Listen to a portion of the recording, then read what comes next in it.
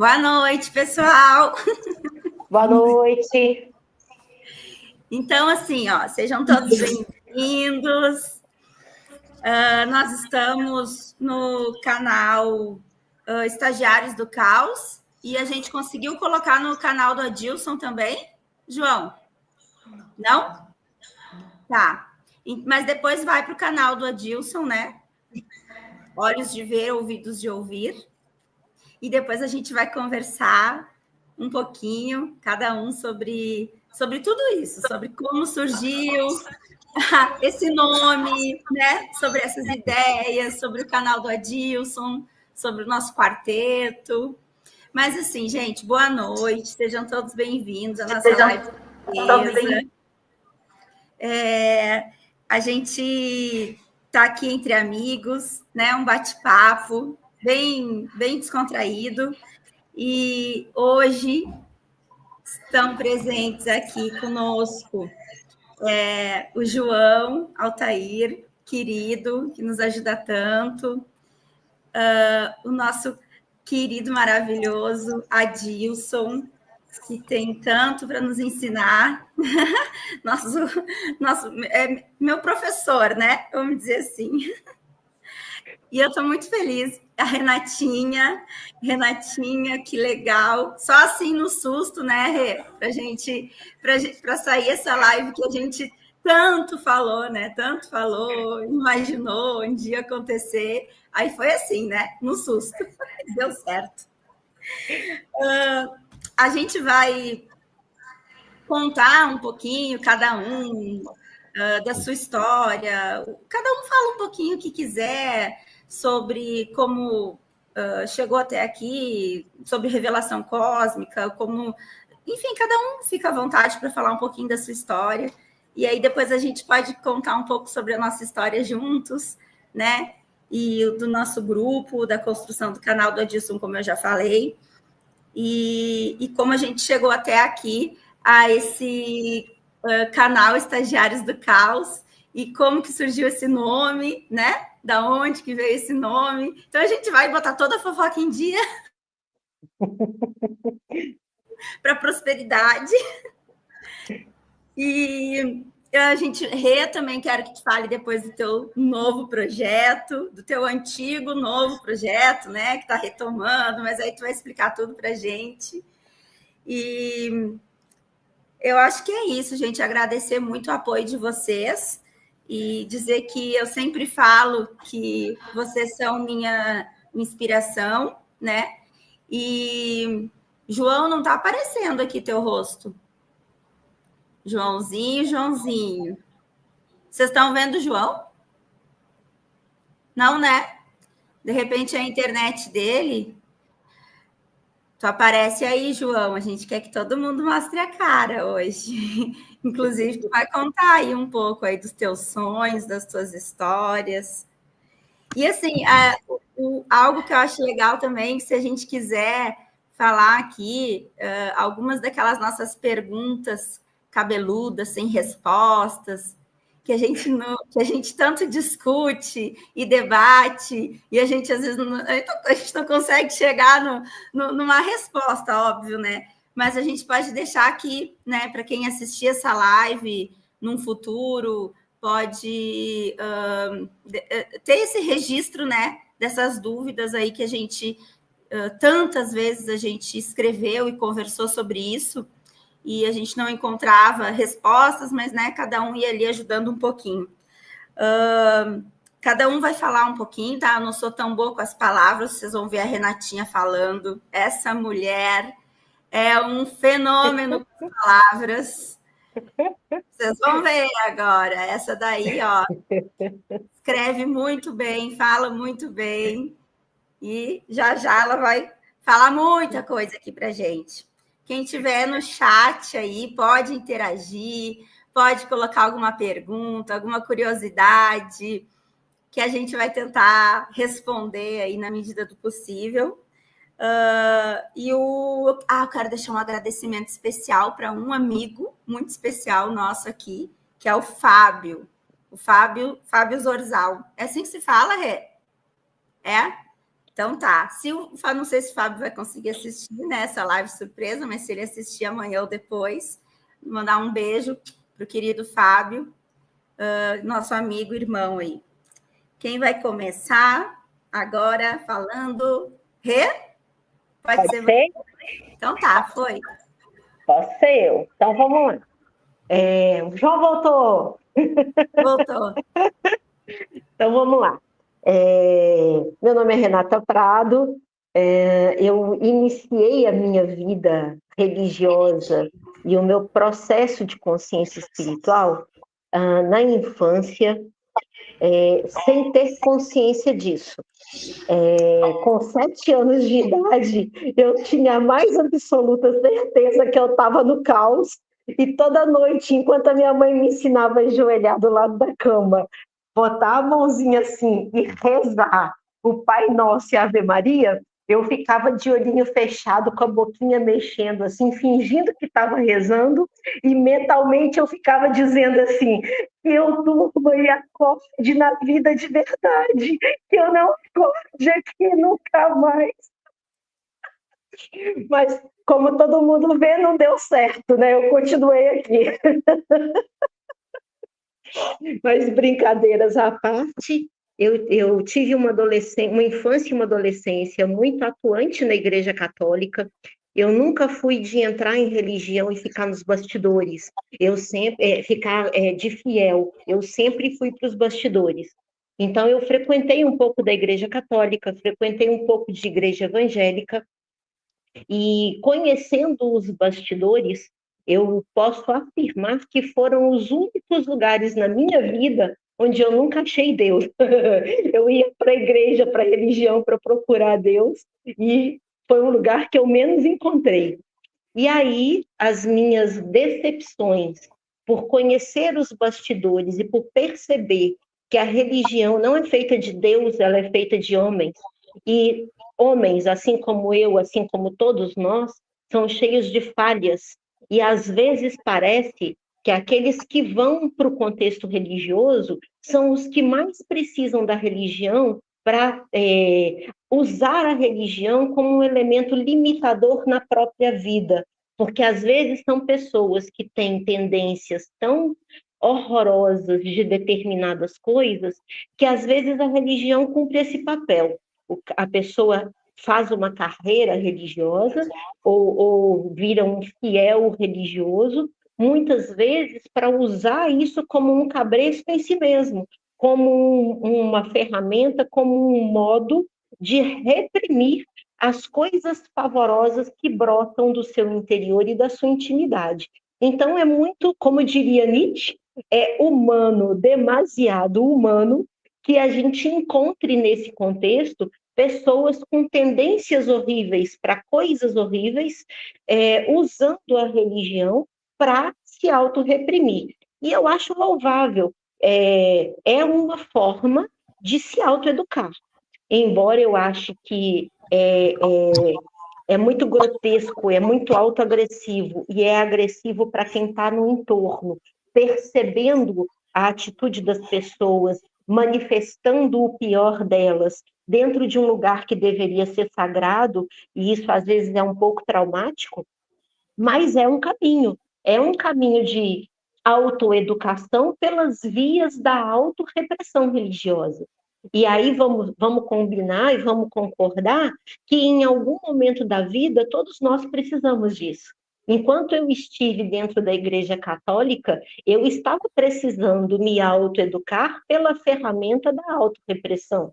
E no momento em que eu percebi que eu não encontrava Deus ali dentro e que eu não tinha mais necessidade desse autocabresto colocado em mim pela via do medo e do controle religioso que toda religião impõe, eu fui caçar meu rumo. E aí, a partir dos 18, 19 anos, eu saí desse contexto de igreja católica evangélica, fui para o kardecismo. Minha passagem no kardecismo foi dos 18 aos 22 anos e foi extremamente intensa, porque como eu não consigo ficar lá só de enfeite, eu fui num dia de atividade artística, de apresentação artística. Fui para assistir e fui para acompanhar minha mãe, porque ela estava tendo problemas com a mediunidade dela e tinha medo de ir sozinha. E aí eu fui para fazer companhia para ela. E aí é engraçado como que o nosso espírito, o espírito que nos escraviza, que nos criou, que se acha nosso dono, usa as pessoas ao nosso redor para fazer a gente chegar em determinado lugar que ele quer que a gente chegue, né? Ele queria que eu tivesse esse contato com o caminho espiritual. E ele tentou fazer isso atuando diretamente na influência comigo. Então, eu recebia panfletinho, eu recebia indicação de amigos, as pessoas me faziam convites para determinadas reuniões, eu recusava tudo. Aí, o que eles fizeram? Pegaram a mediunidade da minha mãe, que era muito ostensiva, e começaram a descer o reino nela. Ela ficou fazendo premonição de vizinho nosso que ia morrer, ela pressentiu a morte da pessoa e 2 dias depois a pessoa morreu.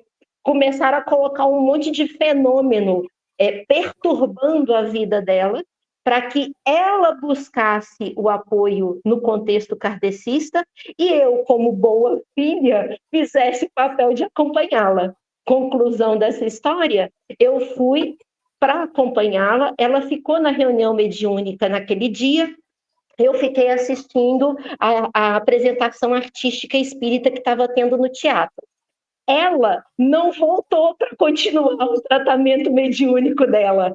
Eu voltei no dia seguinte para conhecer a turma que tinha preparado aquela apresentação. 1 mês depois, eu estava dentro da comissão de recepção da instituição, que era a União Espírita Mineira, e 2 meses depois eu virei coordenadora da equipe e fiquei lá dos 18 aos 22. Aos 22, eu também me decepcionei com a parte humana da instituição. Porque, no final das contas, eu comentei isso outro dia, lá no nosso, né, no grupo que a gente interage juntos, a respeito de que, às vezes, a religião em si, ela tem uma boa intenção e um conteúdo positivo e favorável. Mas, às vezes, as pessoas que estão à frente dessa instituição é que pesam a mão em padronizações, em mistificações, em mitificações, em distorções, em romantismos, em contaminações comportamentais que vão fazer essa instituição trazer para a gente um contexto decepcionante quando deveria trazer um contexto sagrado, sacralizado. E aí eu fiz um racha por conta dessas decepções com o comportamento humano das pessoas dentro da instituição. Fiquei até os 45 anos desligada de tudo, focada em vida material. E aí é óbvio que o espírito desceu o reio em cima de mim, porque ele queria que eu voltasse. E aí, durante esse período, eu passei pelo pior processo da minha vida, que foi o processo de entrar numa depressão profunda, não aceitar e não buscar tratamento, e ver isso culminar num processo de vício com sexo virtual e pornografia. E eu comentei isso outro dia também. A gente associa muito esse tipo de vício no contexto masculino. E eu senti na pele o que é uma mulher passar por esse processo. Porque parece que mulher é fofinha, boazinha, santinha, mas o lado sombrio da natureza feminina, ele é tão pesado, ele é tão negativo, ele é tão baixo nível, que quando a gente entra num processo desse, por tudo que eu já ouvi de homens que comentaram sobre essa experiência comigo, a minha experiência foi muito mais grotesca, foi muito mais rasteira, foi muito mais perniciosa. E aí, quando eu estava na virada ali para 2015, começaram a acontecer uma série de coisas na minha vida, 2014 para 2015, que só pioraram esse processo. E esse processo foi piorando a um ponto que o meu vício já estava incontrolável. Eu estava vivendo 24 horas em função disso. E aí, uma pessoa de um grupo do Facebook, de um grupo de pessoas que se reuniu no Facebook, e a base dessas pessoas eram umbandistas. E eu sempre tive muito preconceito com a Umbanda, sempre tive muito preconceito com as linhas africanistas. E aí é óbvio que o meu primeiro resgate de alma foi feito por quem? Por umbandistas. Tinha que ser, para ser lição, tinha que ser. E aí eu conheci virtualmente um cara que era o dono desse grupo. Esse cara fez todo um processo à distância comigo de resgate da minha autoestima, da minha moralidade, do meu amor próprio. A partir dele, eu estava com 45 anos, e na virada ali de 2017 para 2018. E desse momento até agora, foi assim, uma mudança meteórica. A Rosa Cruz Áurea entrou na minha vida, a Nova Acrópole entrou na minha vida, a eubiose entrou na minha vida, que culminou na revelação cósmica como o filtro final. E aí, como que eu cheguei na revelação cósmica?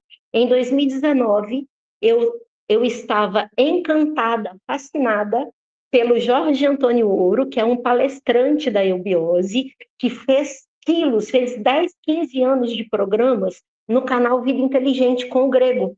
E aí, por causa dele, eu estava assistindo uma roda de conversa que o Grego promovia, e as pessoas que estavam nessa roda de conversa, quem eram? Paulo Gustavo, Marcelo e Rogério. Todo mundo da revelação cósmica. É óbvio que nesse momento eu descobri que até então eu não tinha achado o meu lugar. Só no momento em que eu conheci a revelação cósmica é que eu realmente me senti me encontrando, me preenchendo de mim mesma, curando e tratando e resgatando as coisas que eu precisava resgatar de forma consolidada, que o caminho da terapia trabalhou um pouco da análise comportamental, da psicanálise, trabalhou uma camada. As escolas por onde eu passei foram trabalhando outras camadas. Eu fiz um curso de constelação sistêmica aplicado em mim. Eu estudava, fazia o curso, e depois as práticas eram feitas aplicadas em mim durante um ano de formação e de aplicação. Então, tudo isso foi trabalhando as minhas camadas, mas eu não me transformava. Era como se eu olhasse para tudo isso e dissesse assim, para mim, isso tudo é mais do mesmo. E aí eu não me sentia no meu lugar, porque eu não percebia a essência que estava nesses lugares. Eu percebia as contaminações e as distorções. E aí, quando eu conheci a revelação cósmica, ela foi o elemento que faltava, por causa desse detalhe. Ela foi o filtro que me ajudou a passar esse filtro em tudo que eu achei de contaminável por onde eu passei, pelos caminhos e pelas escolas que eu passei. Em função disso, eu pude perceber a essência e a profundidade que existia nesses lugares, que quando eu estava lá, eu não acessei e eu não percebi. E aí, podendo perceber isso pela ferramenta de filtro que a revelação cósmica foi para mim, eu pude absorver o que tinha de melhor nesses lugares, incorporar isso a meu favor e a favor dos meus processos, e fazer, então, da revelação cósmica o meu processo final de transformação. E aí sim, depois das práticas do Mentalma que eu aprendi dentro da revelação cósmica, eu posso afirmar e eu posso comprovar pelas pessoas que me conhecem, pelas fotos que eu tenho de mim mesma, o processo transformador que realmente aconteceu. Nos outros momentos, nas outras etapas da minha vida, talvez eu não tivesse tido coragem e não tivesse me disposto a estar aqui contando essa história hoje. Então, esse é o meu resumo. Rê, tu fala mais para o final daí sobre o teu projeto, né? Novo, pode ser? Mais para o final a gente vamos. Então tá, quem vai ser o próximo a conversar conosco? João ou Adilson? Adilson? Então Pode tá. ser, meu amor, pode ser. O que vocês gostariam de saber? A história do começo? Como foi da Renata? Porque a minha é longa. A minha é longa. A minha é Conta muito longa. tudo. Vocês sabem que quando eu começo Resume. a falar alguma coisa, as coisas elas tomam outros rumos. Não, na verdade, é interessante como é a vida da gente, né? Eu nunca fui ligado em religião, embora o meu pai ele desencarnou com 85 para quase 86 anos. Ele sempre foi da congregação, sempre foi. Desde criança, ele frequentava a congregação cristã no Brasil. E o mais interessante é que o velho, ele era vidente, ou melhor, clarividente, tá? Ele entrava num lugar, ele via tudo aquilo que tinha dentro do lugar, entendeu? Ele chegava, todo o ambiente. E quando eu cresci, eu fazia umas perguntas meio cabeludas para ele, sabe? E um dia que eu estava lá, pegando ali na Bíblia, né? Ali no Velho Testamento, pai, eu não estou entendendo uma coisa aqui. Não estou entendendo. Olha, diz aqui que Caim matou Abel. E que Caim foi expulso do Jardim do Éden. Mas aí ele foi para a terra, aqui diz que terra de Nod, e lá ele encontrou outras pessoas. Quem eram essas pessoas, pai? O velho calou-se e falou, não sei. Eu nem sabia que tinha essas pessoas. Eu falei, pai, você lê a Bíblia, pai. Você deve saber mais do que eu. E eu tinha quanto? Eu era criança, devia ter 8, 9 anos. Mas nessa época eu já me questionava uma série de coisas, né? Que olhava assim e falava, poxa vida, as pessoas quando morrem vão para onde? Eu, quando eu morrer, vou para onde? E os meus bichos, os gatos que a gente tem aqui, para onde que eles vão na hora que eles morrem? E eu pegava, ia lá e prensava o velho, sabe? E ele não tinha falava que é para o céu. Mas para o céu, onde que é o céu? Que eu olho e não vejo nada. Né? Eu só vejo azul, vejo nuvens. Então, essas coisas, elas me perseguem já há muito tempo. Né?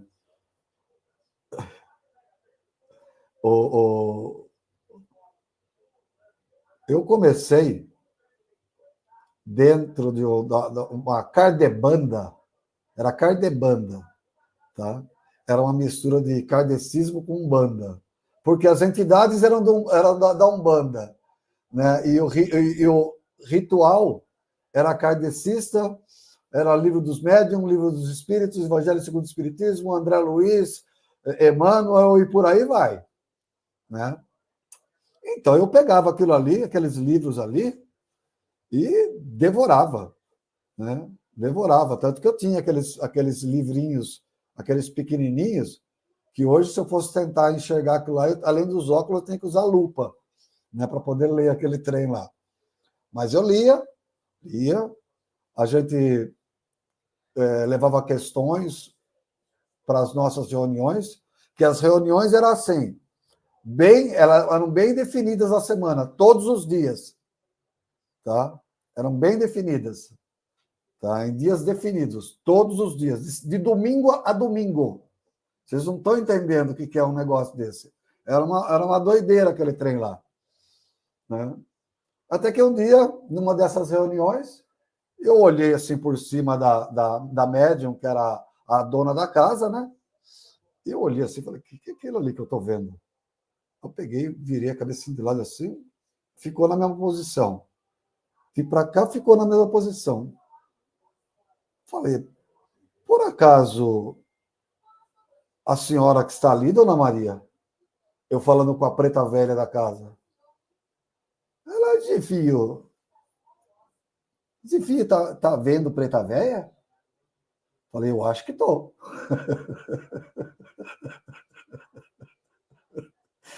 A senhora está sentada assim, eu estou vendo a sua roupa, era uma roupa branca, com um turbantezinho assim, e eu estou te vendo sim. De repente que ele foi, puf, sumiu. Não vi mais. Não vi mais ela. Mas era interessante, né? E meu pai, quando eu frequentava essas reuniões, essas criaturas, elas iam em casa, né? Passavam lá era próximo, era coisa assim de 150 metros de distância. Eles iam lá. E teve um dia que de manhã que eu levantei. Você veio trazer essas tranqueiras aqui para dentro de casa? Ficaram tudo batendo panela a noite inteira aqui e eu não conseguia dormir. Falei, mas veja, o que você está falando, pai?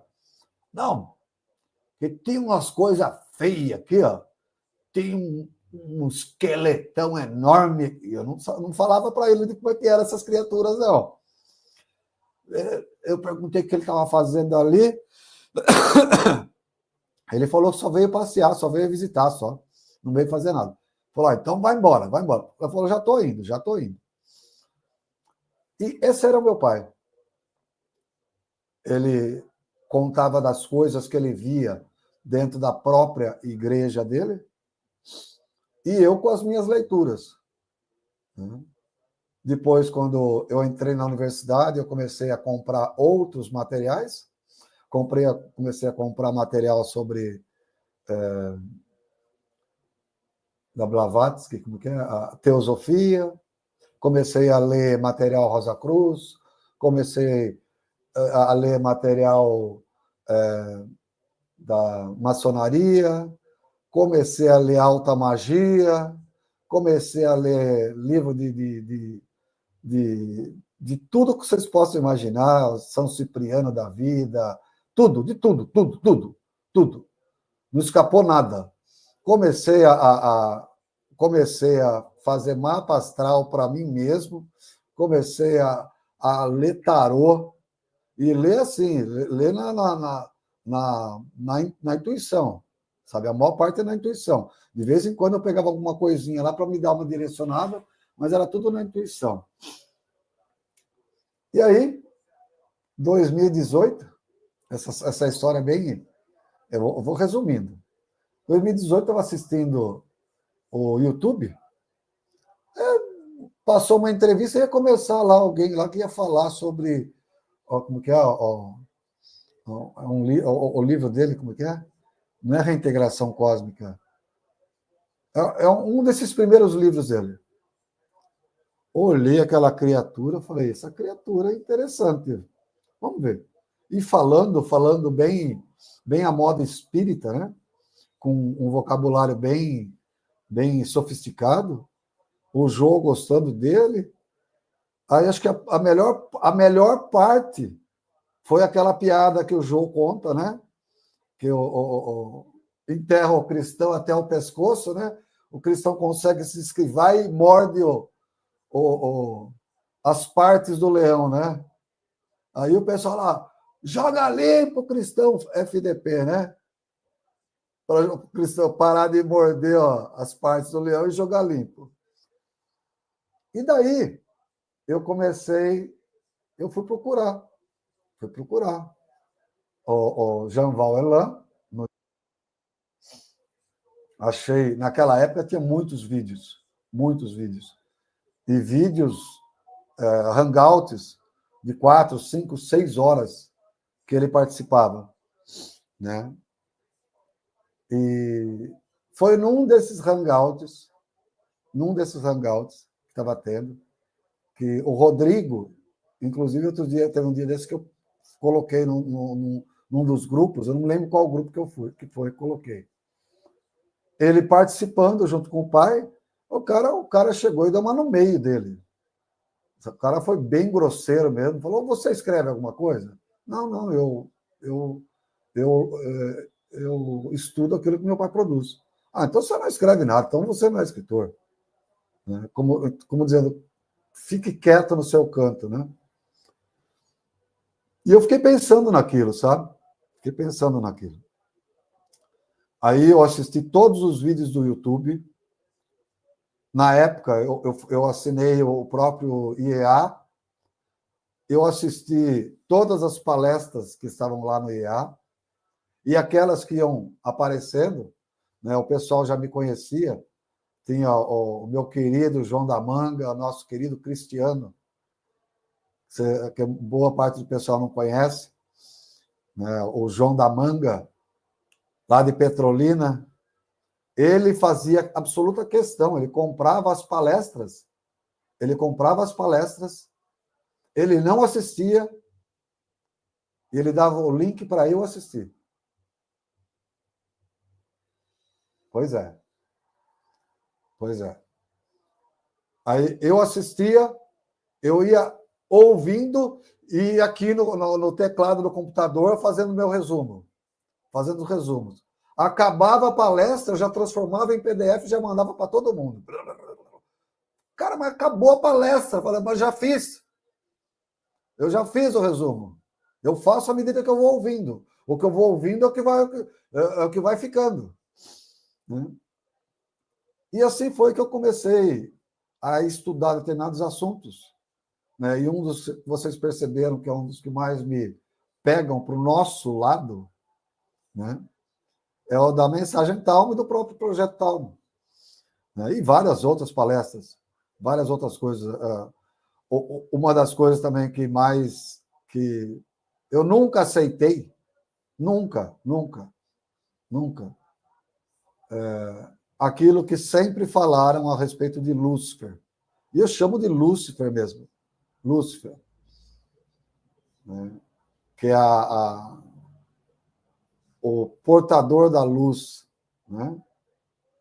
E eu não entendia, lá na época, quando eu via ou lia coisas a respeito, eu falava, mas, pô, isso não tem criaturas que são voltadas exclusivamente ao mal, que foram... Pô, se for alguém que foi criado para o mal, né? Que Deus é esse que criou alguém assim para o mal, né? Então, quando o Rogério ele faz uma nova palestra, eu assisto e faço de conta que não assisti. Eu faço de conta que não assisti. Por que eu faço de conta que não assisti? Porque em eu fazendo de conta que não assisti, tem algumas criaturas, né, João? Tem algumas criaturas que ficam na orelha da gente. Viu? Você não vai falar sobre determinada coisa, você não vai escrever sobre determinada coisa. Eu olho assim e falo, escrever? Não vou escrever, não. Mas esse é um assunto interessante. Você deveria desenvolver esse assunto. Vou pensar no assunto, sabe? E agora me deixa em paz, que eu tenho mais coisa para fazer. E é claro que aquilo ali fica ali, né? Aquilo fica ali. Então, esses são os tipos de vivência que, para quem ainda não percebeu, não se percebeu instrumento de alguma coisa, ou de alguma vontade, ou de alguma situação, está na hora de começar a perceber. Está na hora de começar a perceber. Tá? Porque alguns são instrumentos de uma forma, outros são instrumentos de outra. Eu, geralmente, comigo, geralmente, é no nível da interpretação. Interpretação, mas não aquela interpretação superficial, porque as interpretações, elas carecem e merecem um tipo de tratativa mais aprofundada, né? E mais aprofundada no sentido de que, se você só respondeu, então você não interpretou, né? Se você só respondeu, porque toda a interpretação, ela também envolve perguntas, e principalmente aquelas difíceis de a gente conseguir encontrar respostas. Então, eu não sei o porquê que eu estou falando isso, mas eu sei que está servindo para alguém. Tá? Na realidade, o pouco que eu penso, que eu compreendo dessas coisas, é tudo pensando, olhando sobre vários aspectos, fazendo várias perguntas, levantando hipóteses. E quando você levanta hipóteses, quando você faz perguntas, algumas portas e janelas se abrem, né? E isso é bastante interessante, porque capacita a gente a questionar, principalmente a questionar. Enfim, querida Danésia, era isso. Não tem muita coisa para a gente falar, né? E à medida que as pessoas vão conhecendo a gente, elas vão percebendo a forma como a gente age, a forma como a gente é, né? João?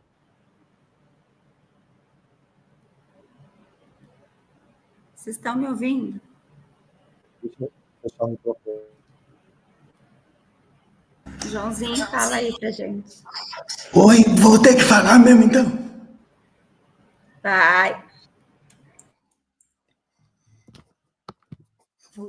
Eu vou ter que falar um pouquinho da minha vida. Eu nasci em fevereiro de 67, no interior do Paraná.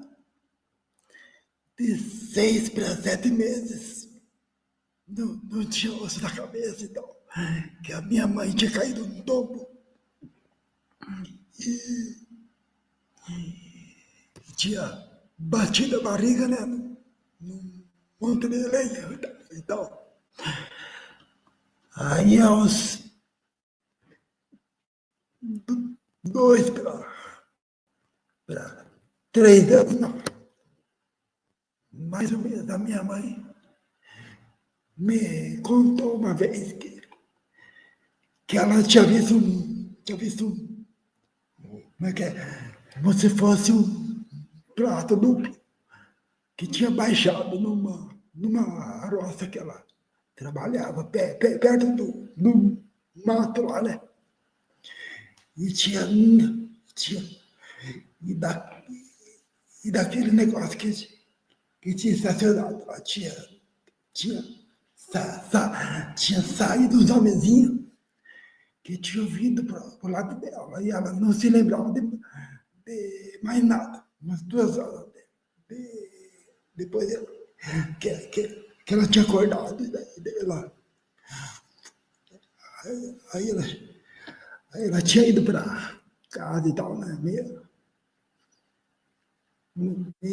assim, esquisita, né? Então. Aí ela tinha aquela intuição que era por minha causa, que os tais bichos não tinham, como é que é? Levado ela embora, né? E ela que me contava assim. Aí quando eu tinha 6 para 7 anos, a minha avó não queria que me colocasse na escola. Por eu ser assim, né? E que eu jamais aprenderia a ler, sabe? Aí a minha mãe insistiu, me colocou na escola. Aí em 3 meses eu já sabia ler e escrever. E tem mais uns detalhes importantes.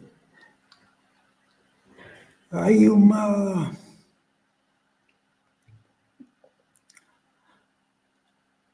quando eu tinha 18 para 19 anos, a minha mãe veio óbito, né? Por um câncer no estômago.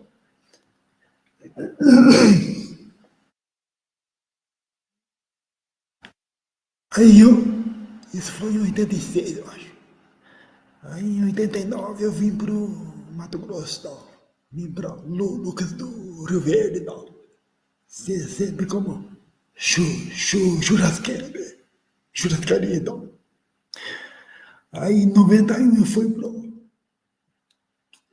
fui pro Goiás, né? Fiquei um tempo já lá.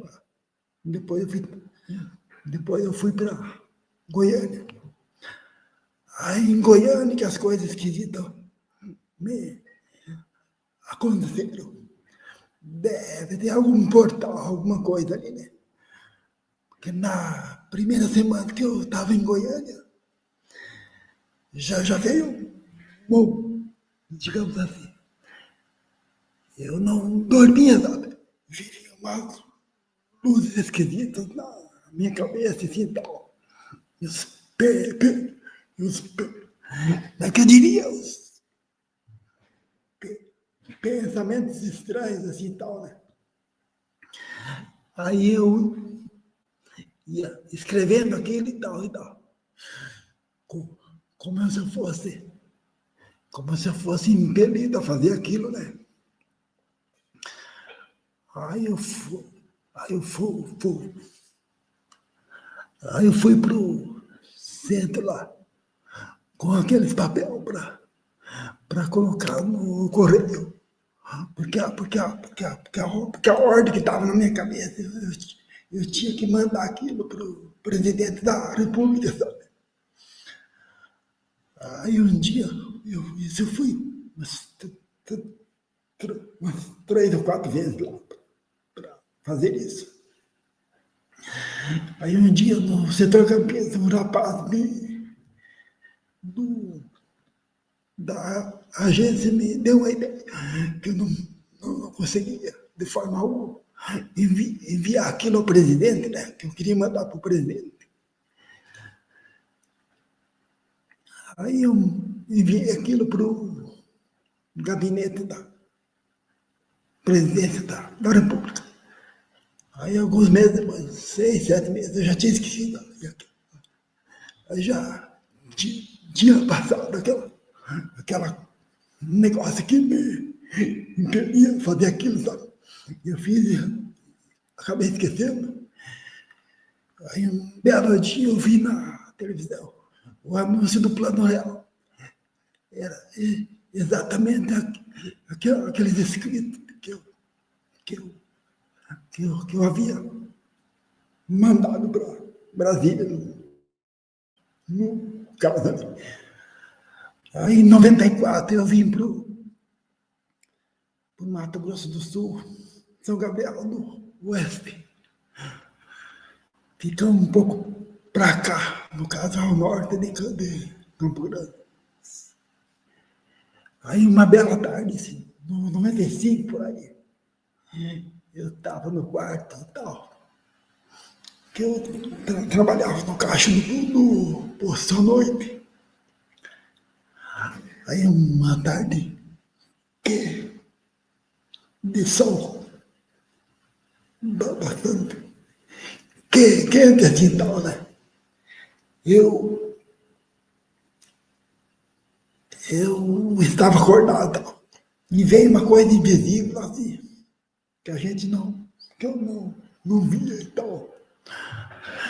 E me invadiu, me prendeu assim, sabe? E o resto, vocês já imaginam o que aconteceu, né? Aí, no 96, em ma- no mês de março, abril de 97, eu acho. Eu recebi uma carta em inglês que deve ter entrado na caixa do correio do posto que eu trabalhava por algum tipo de coincidência, não sei. Só que eu não sabia que era da máfia nigeriana. Aí eu peguei a carta, coloquei traduzir, né, porque estava em inglês. Aí eu inventei de mostrar para o Jeff na época. Aí ele ficou louco, porque essa carta ela apresentava um projeto de 40 milhões de dólares, alguma coisa assim, para o negócio de petróleo. Com essa presepada, eu acabei indo para a África em junho de 97. Quase que eu não volto também. Eu, depois, em 98, eu vim para mais ao norte, aqui no Mato Grosso, na cidade que eu estou hoje, Campo Novo do Parecis. Aí, em 99, eu fui para São Paulo, Sorocaba, para trabalhar numa churrascaria. Lá que eu tive acesso ao Jambala, eu vi uma entrevista no programa Fenômeno UFO da Rádio Boa Nova. E foi amor à primeira vista. Assim.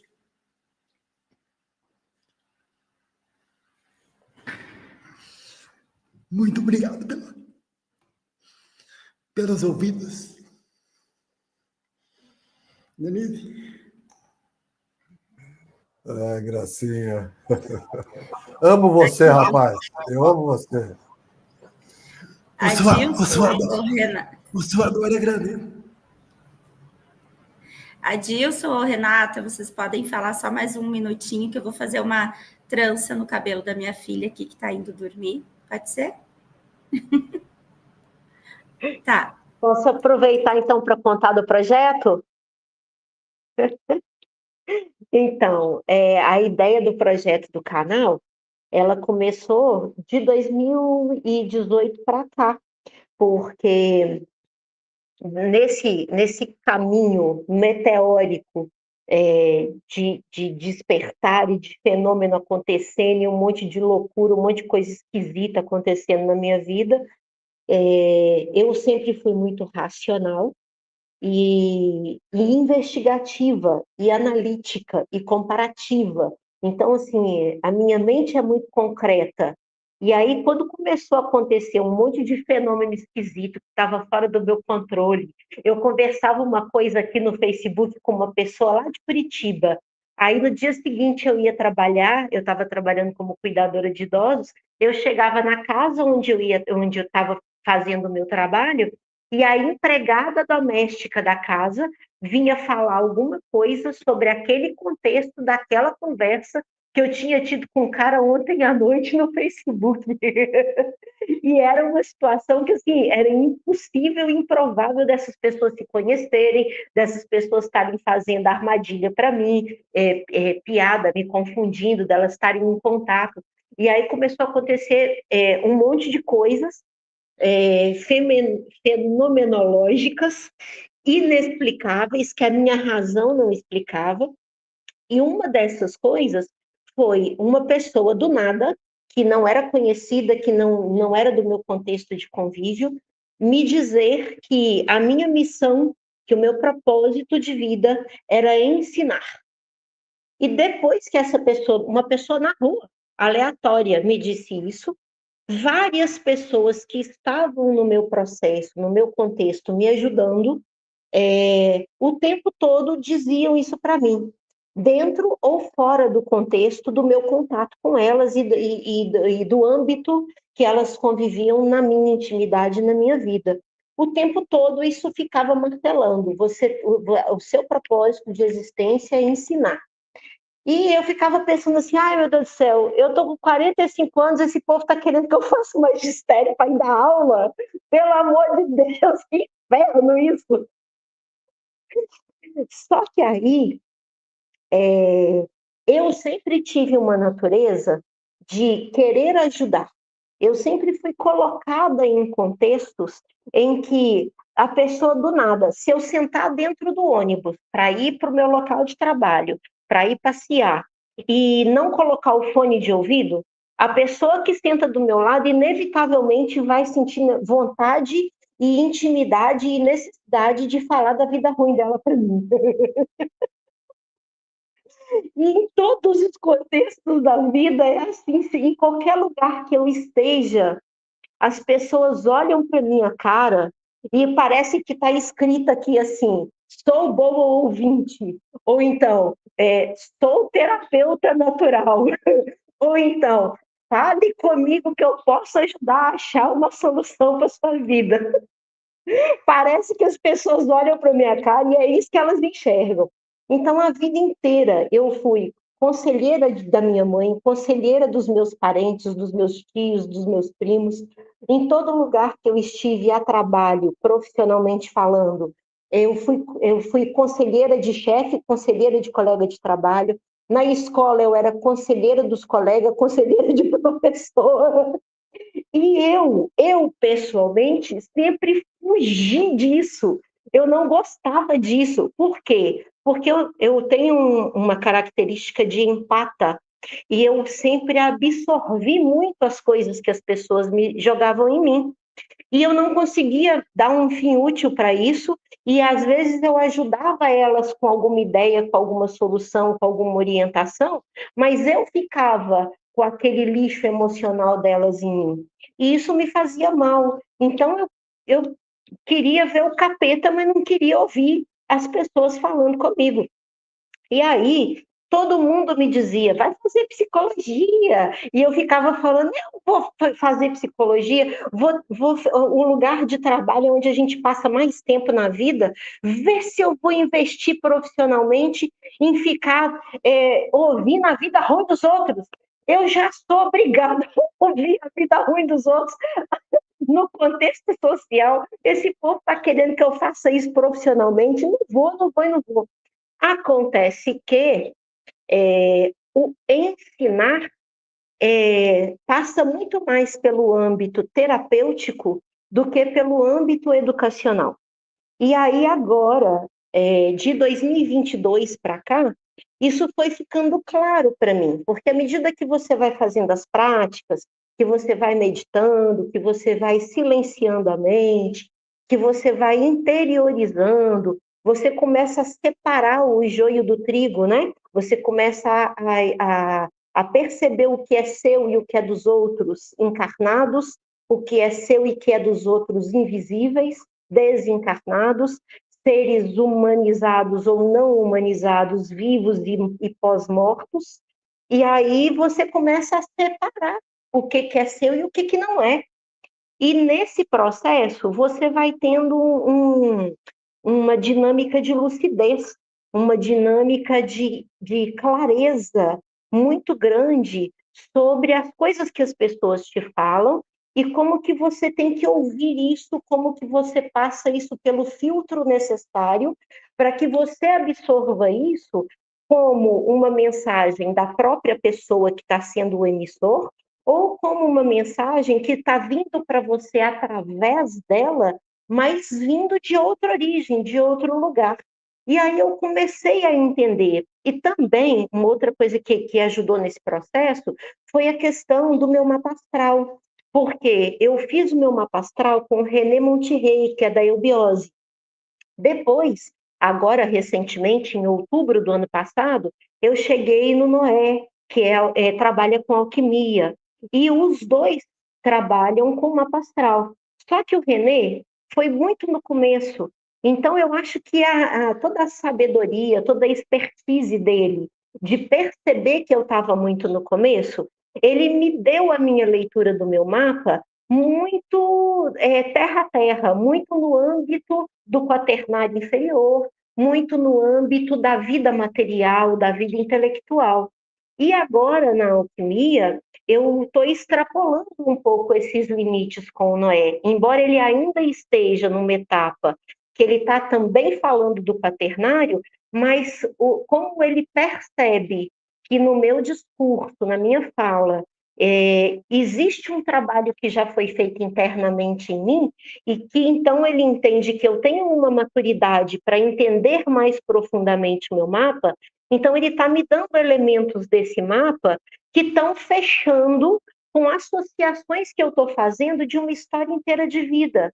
E aí eu cheguei nessa conclusão de que a minha fala, ela parece ter um contexto terapêutico, parece ter um contexto didático, metodológico, que funciona de forma terapêutica e educacional para as pessoas.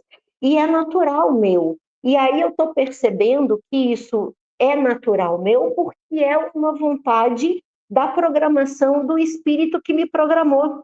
E ele passou a vida inteira me coagindo a entender isso, mas só agora eu entendi.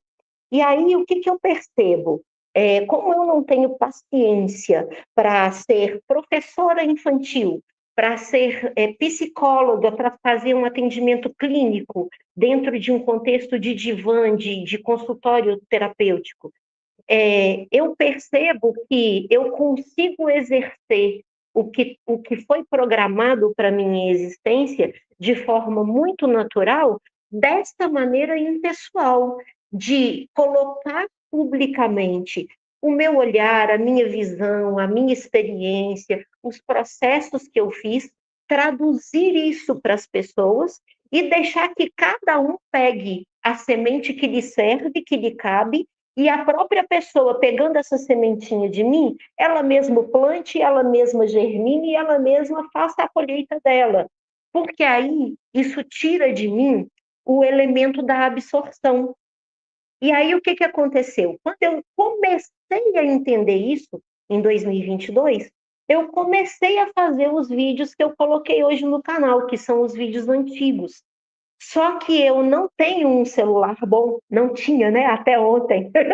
Até ontem eu não tinha um celular digno que prestasse.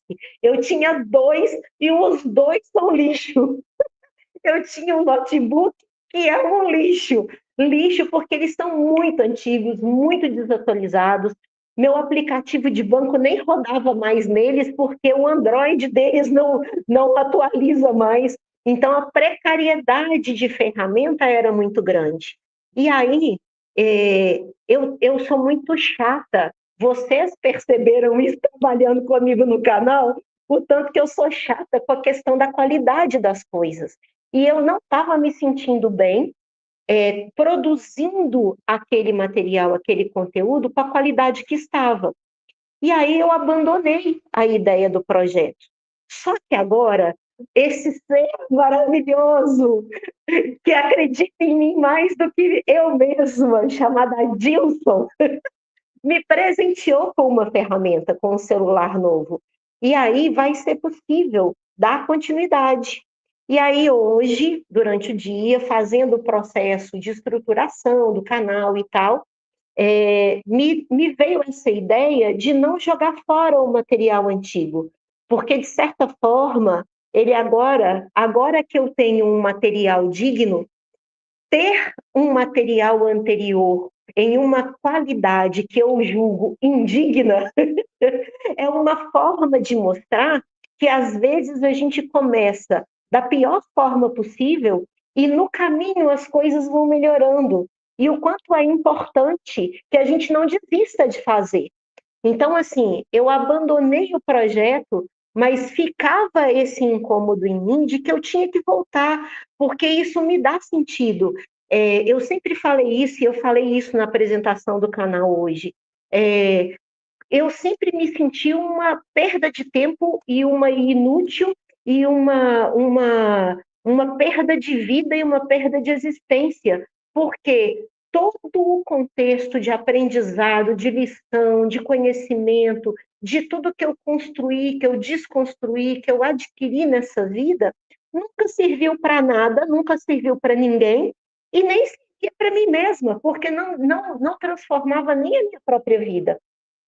E aí eu estou percebendo que agora, quando você chega no momento certo, que você faz o dever de casa e você se posiciona na vida com a maturidade adequada, com o entendimento adequado, que você está bebendo da fonte adequada para você compreender as coisas como elas devem ser compreendidas, as coisas fluem, as coisas acontecem. E aí passa a fazer sentido que você se posicione na vida com propósito, com sentido existencial, e que você se coloque na vida à disposição para que isso flua com você, em você e através de você.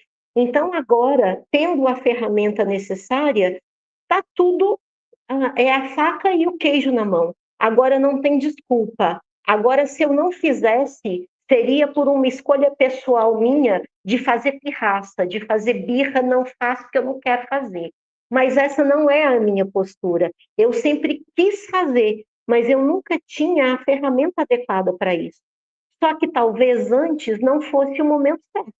Porque, como eu falei para vocês, só agora eu estou me sentindo no lugar certo e com o nível de compreensão certo para me expor, para falar o que eu acho que tem que ser dito, e até mesmo para errar, para falhar no que eu estou dizendo, porque agora eu tenho, inclusive, maturidade para assumir que errei, que falhei, e para corrigir o erro e a falha e falar de novo do jeito certo, coisa que antes eu não teria.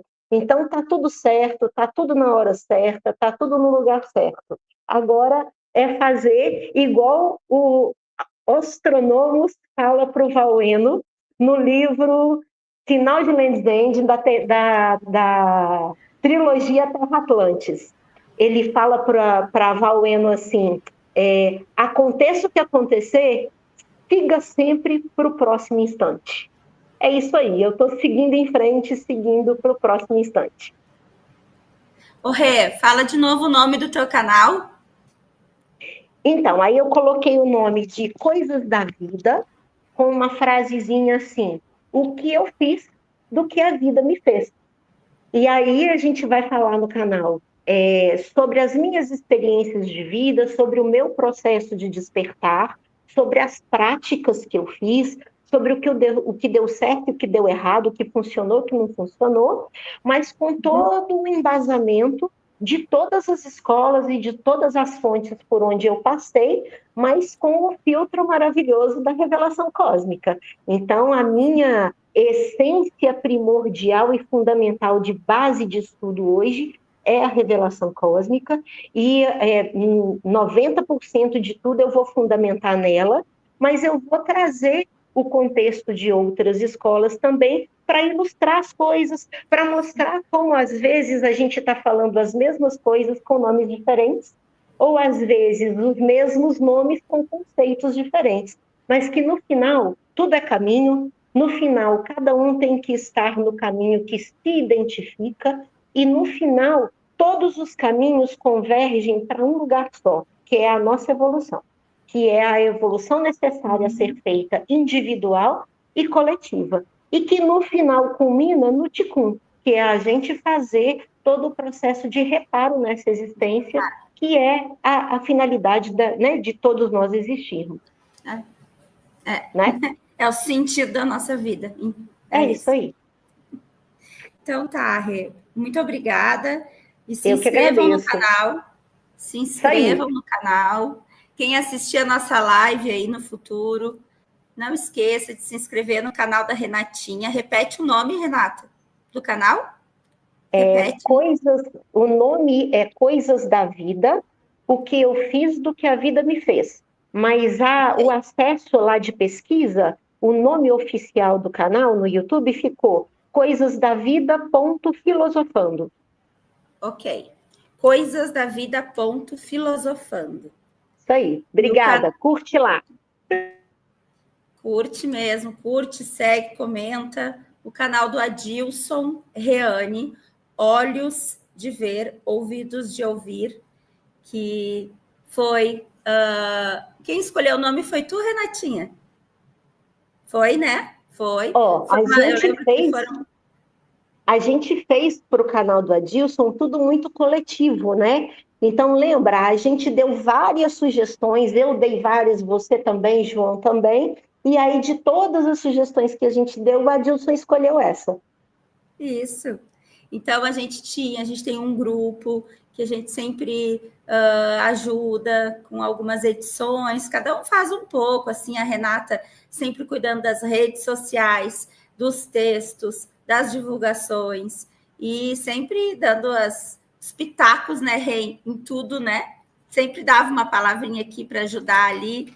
Eu fazia um pouco mais, assim, da parte das artes, e o João, edição de vídeo, e sobe vídeo para o canal, e mexe aqui, mexe ali, cada um faz um pouco.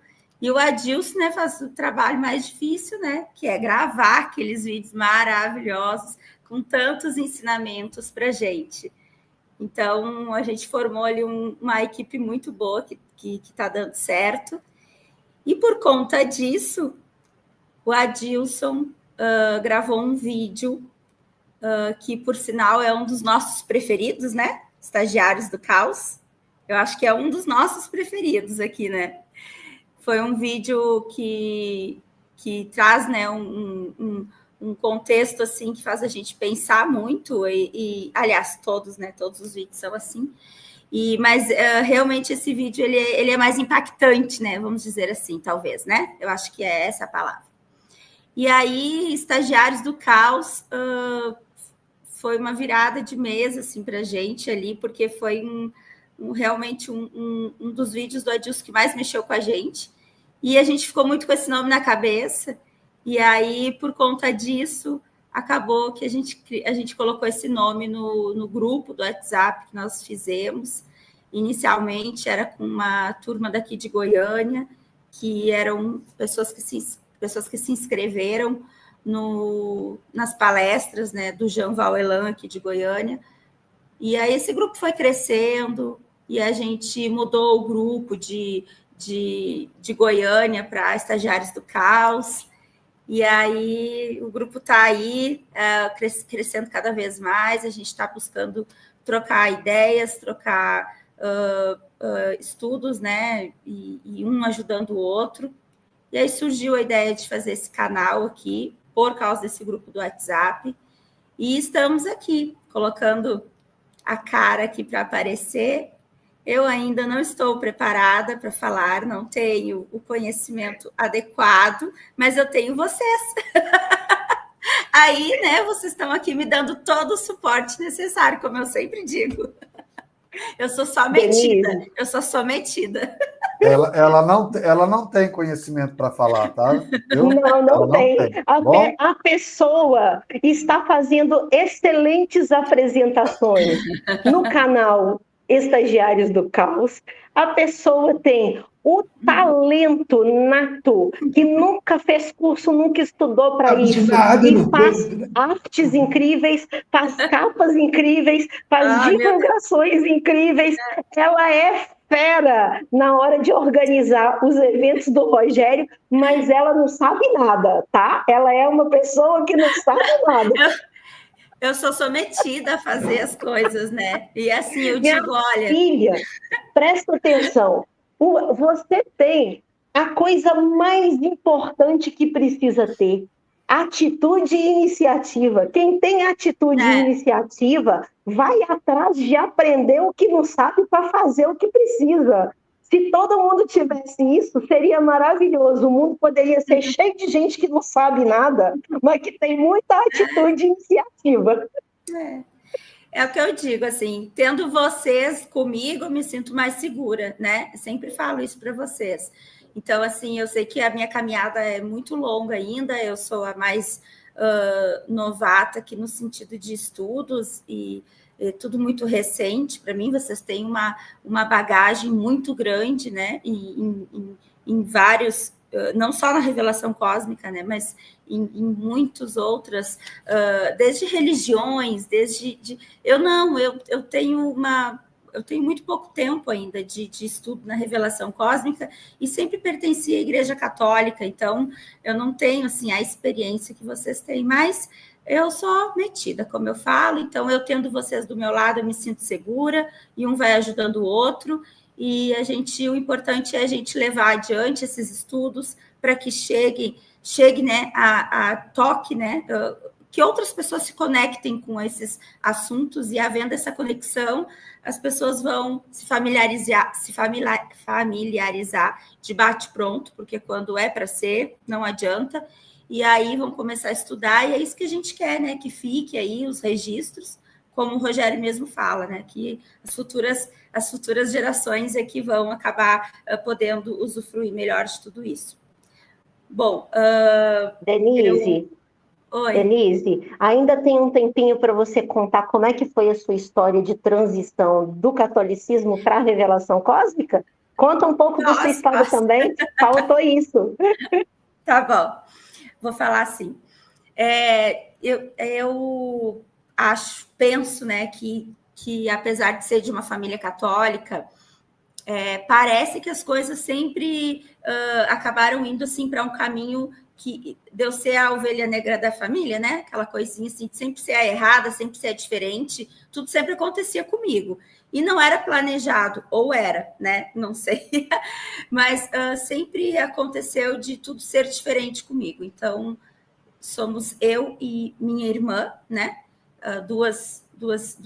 Meu pai e minha mãe tiveram 2 filhas, e eu já nasci de 6 meses, então já nasci. Eu queria, eu brinco que eu não queria nascer no meu tempo normal, porque eu queria ser do signo de Aquário.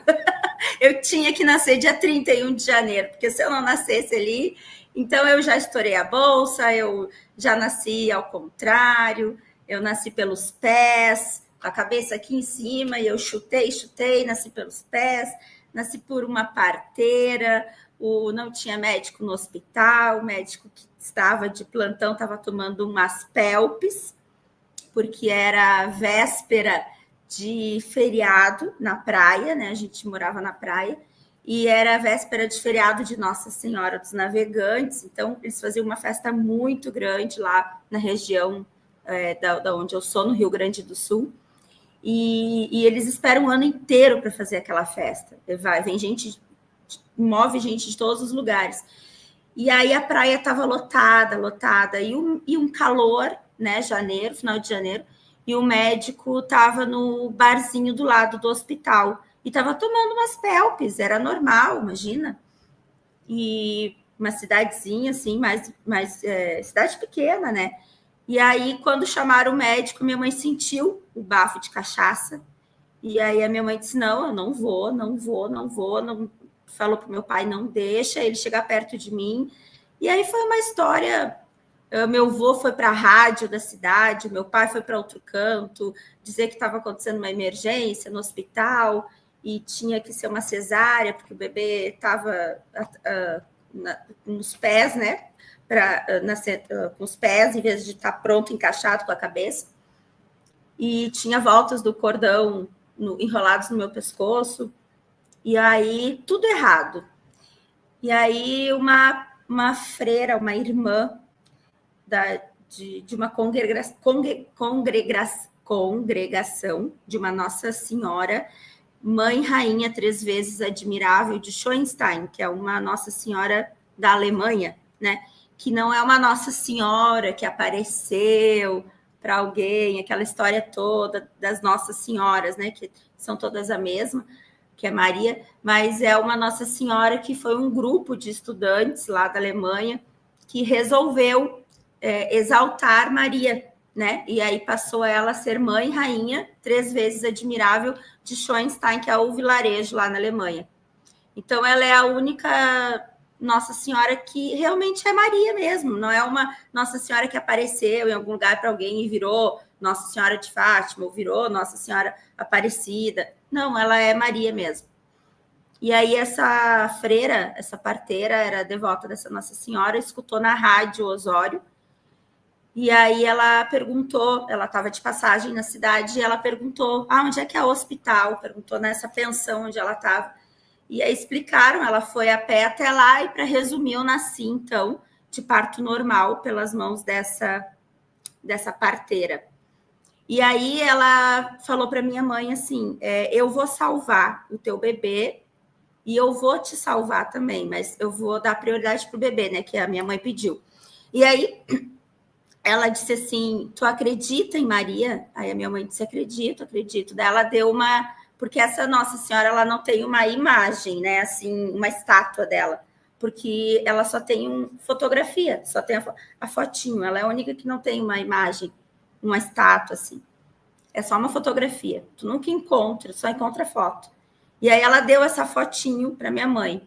E a gente tem ela até hoje, né? Então, assim, a minha mãe disse que essa Nossa Senhora seria minha madrinha, iria me acompanhar o resto da minha vida. E depois eu tive outros problemas de saúde e a minha mãe me levou até esse santuário que ficava em Santa Maria, era o único santuário que existia no Brasil na época, eu acho até. Hoje já tem em vários lugares. E em Santa Maria aí me apresentou para ela, fez toda uma homenagem e tal. Então eu sempre tive Maria como minha madrinha e as minhas 2 filhas têm Maria no nome, né? Então, assim, a Igreja Católica e Maria sempre foram muito fortes na minha vida, muito. E tudo assim que eu pedia para ela parecia que acontecia, né? Ela me mostrava algum caminho na minha cabeça, ela me mostrava o caminho, né? E isso era sempre muito forte, muito presente na minha vida, sempre. E só que é interessante que mesmo assim eu tendo a presença, né, da Igreja Católica, de Maria, de Nossa Senhora, sempre muito presente na minha vida. Quando foi para eu fazer o meu batizado, por exemplo, meu batizado foi o primeiro batizado gaúcho feito lá no meio do mato, lá no sítio dos meus pais.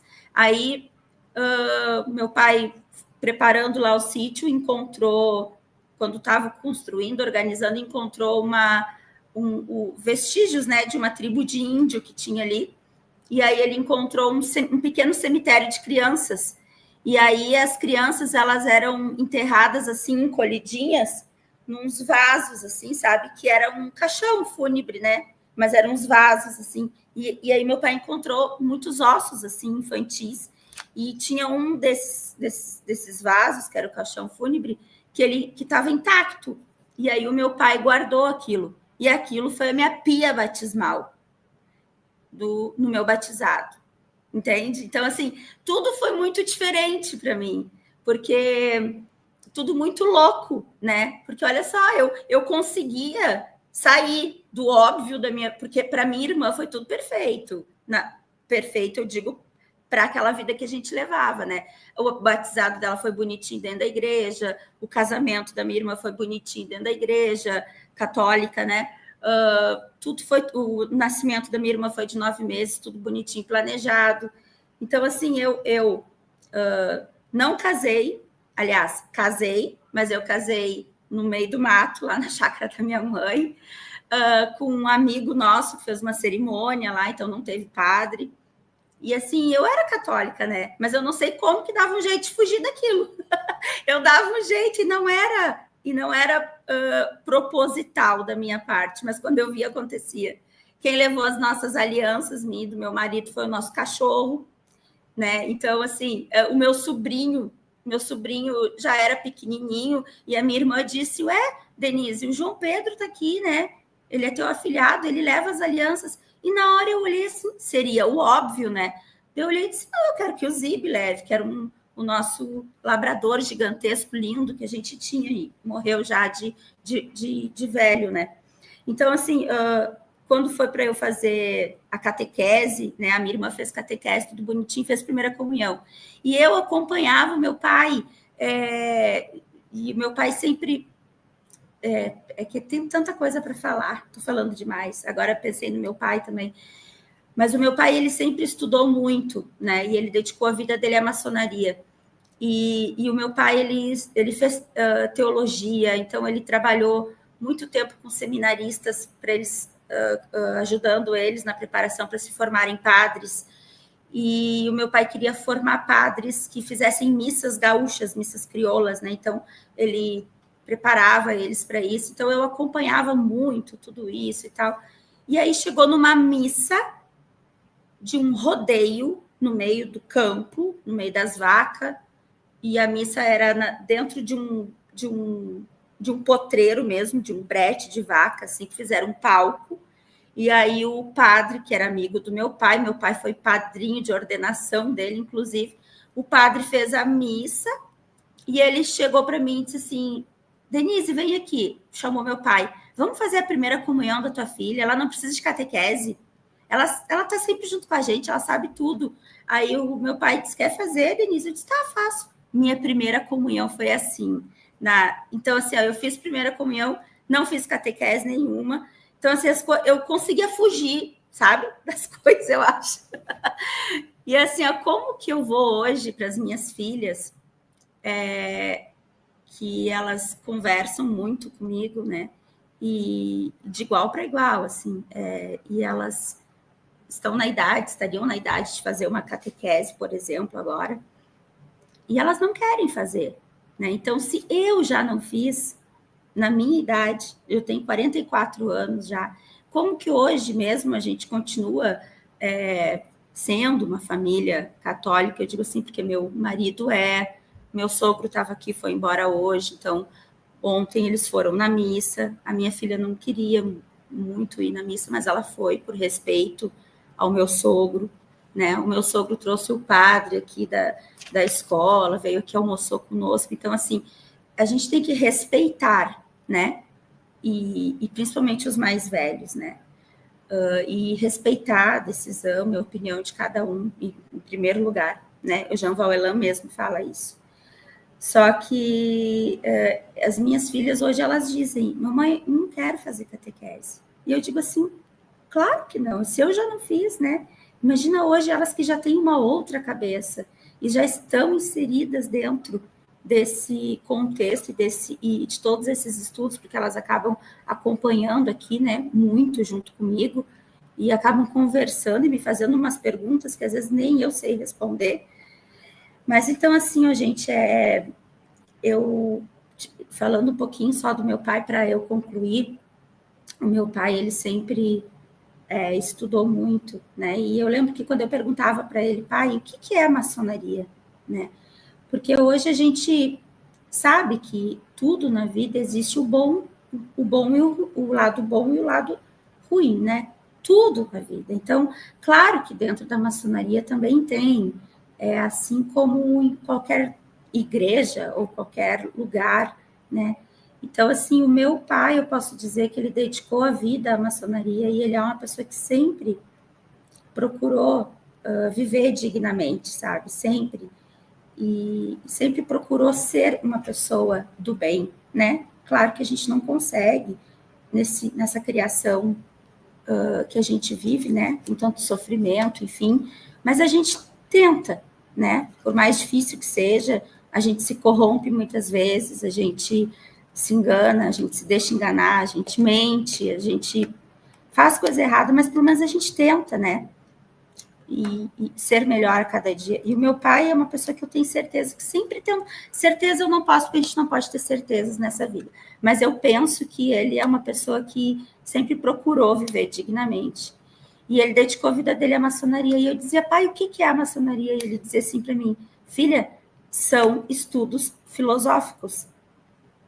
E ele sempre me dava essa resposta, e eu por muito tempo acompanhava ele em palestras, né? E depois ele não sabia mexer no computador, né? Já um senhor de idade. Aí eu comecei a fazer as palestras dele no PowerPoint, para passar no Data Show, ia com ele nos eventos. Então, ele sempre fez muita palestra. E aí, quando eu católica, né? Como eu sempre falei para vocês, eu tive um mal súbito morando em Brasília, alguns anos atrás. E aí eu me vi em outro lugar, né? Em outro lugar, foi mal súbito, caí desmaiada, me vi em outro lugar, eu consigo sentir o vento exatamente igual naquele momento, uma grama verde linda, assim, que parecia infinita. E a pessoa que me recebeu, que estava ali comigo, ela tinha um manto azul, esvoaçante, e a gente conversava sem falar, parecia que era telepático, assim. E ela sorria para mim, e eu sorria para ela, e eu estava no melhor lugar do mundo. Com certeza. Isso eu posso dizer com certeza. Porque eu nunca senti aquilo que eu senti ali. E eu consigo sentir, assim, até o cheiro, o vento, o manto dela, assim.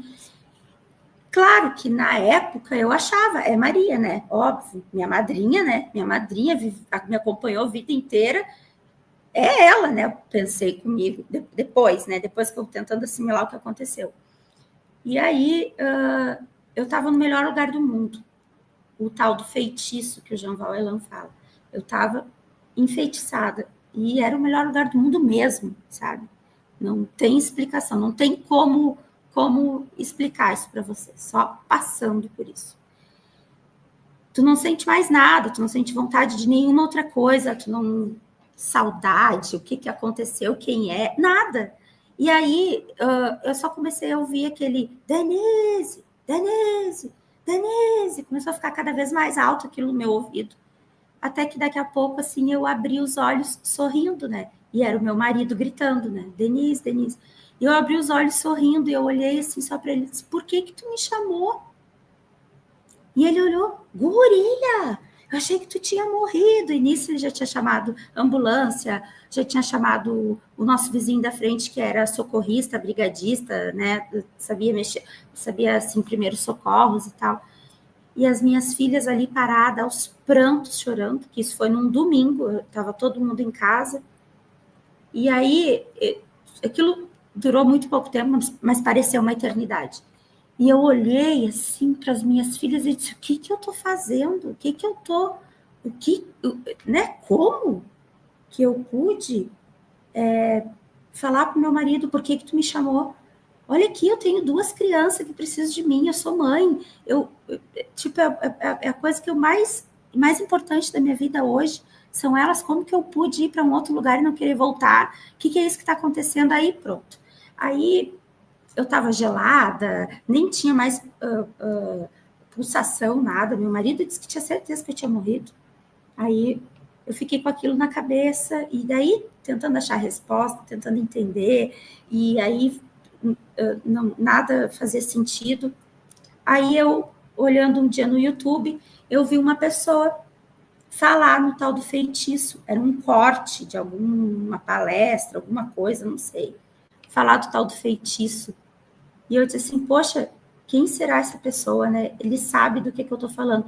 Só que nisso, eu com aquela minha conexão com a Nossa Senhora, né? Eu pensei, era a Nossa Senhora que estava lá, né? Me esperando. Era ela, eu tinha certeza que era ela. E aí eu pensei assim, a minha Nossa Senhora me ajuda, né? Me fala, me ajuda não, só me dá um sinal, só me dá um caminho para eu entender o que foi que aconteceu comigo. Só me dá um caminho, só me sinaliza alguma coisa que depois o resto eu faço sozinha. E aí eu tô mexendo lá no YouTube, aí eu olho lá um senhorzinho falando do feitiço. Aí na hora eu disse, poxa, esse cara sabe do que eu tô falando. Daí na hora anotei Jean Valjean no papel, porque eu tinha outras coisas para fazer. Aí pronto, daí depois quando eu tive tempo, aí eu passei a assistir tudo que tinha dele no YouTube. Depois comecei a assistir todas as palestras. E já tem palestras que eu já assisti 2, 3 vezes, e tenho que assistir mais 10, 20, 30, porque cada vez que eu assisto, parece que eu nunca assisti, porque parece que é outra palestra, porque cada vez que tu assiste uma palestra dele, acho que a gente tem outro entendimento, enfim, mas parece que eu nunca assisti, parece que é um monte de coisa nova. É muita coisa a ser estudada, tem muito livro para ler. Já li alguns, mas tem muita coisa para estudar. E quando eu comecei a ver ele, eu vi muito também do meu pai, né? E a gente já conversou sobre isso, né? Que é o nosso papito, né? Dilson. E eu vi muito dos ensinamentos do meu pai nele, assim, parecia que eu vi o meu pai falando, né? Então, isso também me conectou muito com ele. Que exatamente, até as manias, as coisas que meu pai faz, e as coisas que meu pai fala, às vezes até a mesma frase, assim, então chegava a me arrepiar, eu disse, ui, o que é isso? Parece que é o meu pai ali. Aí eu passei a assistir tudo, mas é como eu digo, é um caminho sem volta. Hoje, eu não consigo passar um dia sem estudar alguma coisa da revelação cósmica, e eu costumo falar que parece que eu preciso estudar, assim como a gente precisa de água, né, de um alimento para sobreviver nessa criação. Eu preciso, e hoje eu tenho um entendimento melhor sobre Maria, né? Mudou muito minha forma de ver ela, minha forma de me comunicar com ela. Hoje eu não peço mais as coisas, então eu tenho até vergonha de fazer isso, né?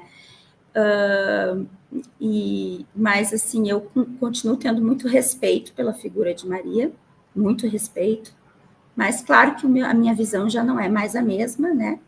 Mas eu continuo tendo muito respeito pela Igreja Católica, que meu marido é. As minhas filhas estudam num colégio católico, mas embora elas estudem num colégio católico, esse colégio, ele tem aula de religião e ele ensina muito sobre todas as religiões.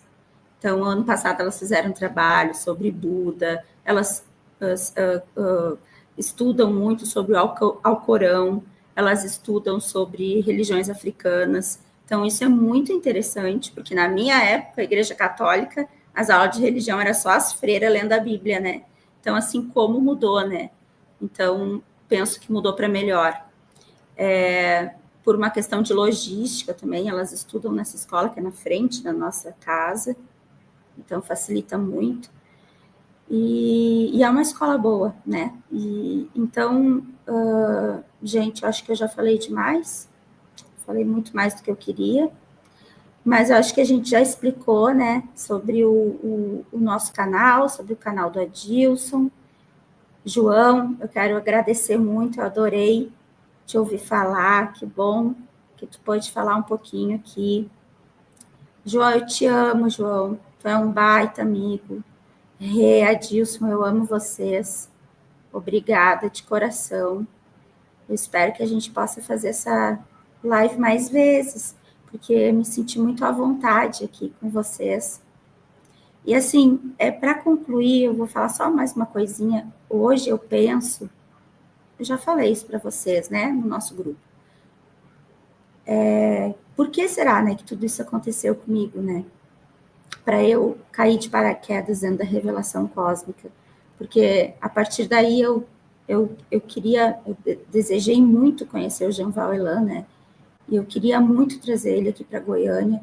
E eu também pensei, por que eu saí lá do Rio Grande do Sul, vim parar aqui, né? E de repente a gente está fazendo um movimento tão bonito aqui no Centro-Oeste. Será que esse também era o meu propósito, né? Porque as coisas foram acontecendo assim, a gente conseguiu trazer o Mentalma aqui para Goiânia, e foi o maior Mentalma de todos os tempos, né? E a gente fez um evento de palestras no final do ano, aqui em dezembro, também foi recorde de público do Rogério, e eu espero que continue sendo recorde de público em outras palestras, e que a gente consiga movimentar cada vez mais pessoas, e que esse seja o início, né, de grandes eventos com ele, porque ele também está cansado, então ele também tem que viajar, então também tem que ser, né, algo que tem que valer a pena para ele também, porque, coitado do homem, né? Ele é um ser humano, né? Ele é um ser humano, né? E ele precisa descansar. Ele é um velhinho, tadinho. Que coleciona infartos.